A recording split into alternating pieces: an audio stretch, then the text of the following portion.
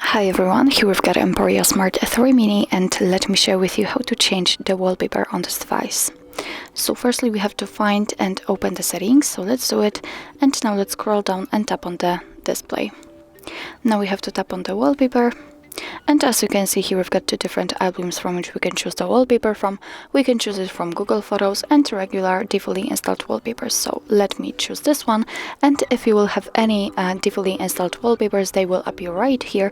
I will pick something from my photos, so let me tap on it and tap on the option you'd like to use. And as you can see, it immediately appears on this list, and here we've got the preview of it. So if you are happy with your choice, just tap on Set Wallpaper. Here you can decide where you want to set it, so you can set it as a home screen, lock screen, or both, and I think I will pick both, so let me tap on this option.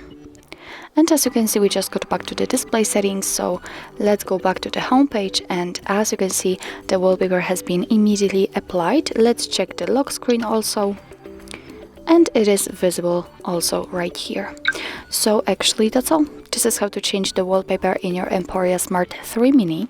Thank you so much for watching. I hope that this video was helpful, and if it was, please hit the subscribe button and leave the thumbs up.